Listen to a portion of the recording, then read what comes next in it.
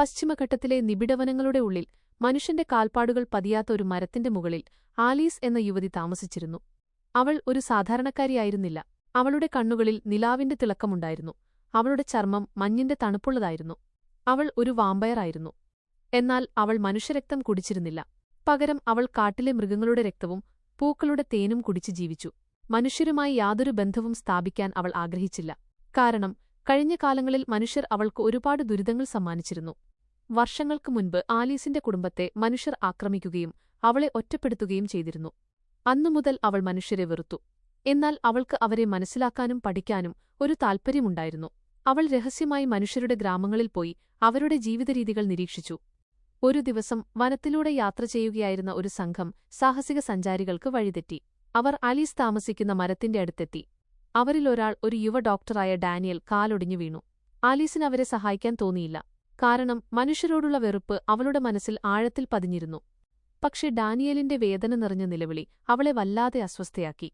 അവൾക്കവനെ കണ്ടില്ലെന്ന് നടിക്കാൻ കഴിഞ്ഞില്ല. ഒടുവിൽ അവൾ മുന്നോട്ട് വന്ന് ഡാനിയലിനെ സഹായിച്ചു. തന്റെ വാമ്പയർ കഴിവുകൾ ഉപയോഗിച്ച് അവൾ ഡാനിയലിന്റെ മുറിവ് ഉണക്കി. ഡാനിയൽ ആലീസിന്റെ കഴിവുകൾ കണ്ട് അത്ഭുതപ്പെട്ടു. അവൻ അവളോട് നന്ദി പറഞ്ഞു. അവന്റെ കണ്ണുകളിൽ ഒരുതരം നിഷ്കളങ്കതയുണ്ടായിരുന്നു. അത് ആലീസിന്റെ മനസ്സിൽ ഒരു മാറ്റം വരുത്തി. അവൾ പതിയെ മനുഷ്യരെ വിശ്വസിക്കാൻ തുടങ്ങി. ഡാനിയൽ ആലീസിനെ കൂടുതൽ അടുത്തറിയാൻ ശ്രമിച്ചു. അവന്റെ സ്നേഹവും ദയയും ആലീസിന്റെ ഹൃദയത്തിലെ മഞ്ഞുരുകി. അവർക്കിടയിൽ ഒരു സൗഹൃദം വളർന്നു. എന്നാൽ ആലീസിന്റെ വാമ്പയർ സ്വത്വം അവൾക്ക് ഡാനിയലിനോട് തുറന്നു പറയാൻ ഭയമായിരുന്നു. ഒരു രാത്രി പൂർണ്ണചന്ദ്രന്റെ വെളിച്ചത്തിൽ ആലീസ് ഡാനിയലിന്റെ മുന്നിൽ തന്റെ യഥാർത്ഥ രൂപം വെളിപ്പെടുത്തി. ഡാനിയൽ ഞെട്ടിപ്പോയി. പക്ഷെ അവന്റെ സ്നേഹം ഭയത്തെ അതിജീവിച്ചു. നിങ്ങൾ ആരാണെന്ന് എനിക്കൊരു പ്രശ്നവുമില്ല. ഞാൻ നിങ്ങളെ സ്നേഹിക്കുന്നു, ഡാനിയൽ പറഞ്ഞു. ഡാനിയലിന്റെ വാക്കുകൾ ആലീസിന്റെ കണ്ണു നിറച്ചു. ആദ്യമായി അവൾക്ക് താൻ അംഗീകരിക്കപ്പെട്ടതായി തോന്നി. അവർ ഒരുമിച്ച് ജീവിക്കാൻ തീരുമാനിച്ചു. ആലീസ് തന്റെ കഴിവുകൾ മനുഷ്യരെ സഹായിക്കാൻ ഉപയോഗിക്കാൻ തുടങ്ങി. അവൾ കാട്ടിലെ സസ്യങ്ങളെയും മൃഗങ്ങളെയും സംരക്ഷിച്ചു.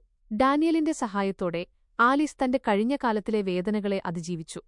ഇരുട്ടും വെളിച്ചവും ഒന്നിക്കുന്നതുപോലെ ആലീസിന്റെയും ഡാനിയലിന്റെയും പ്രണയം പശ്ചിമഘട്ടത്തിലെ ആ വനത്തിൽ പൂത്തുലഞ്ഞു.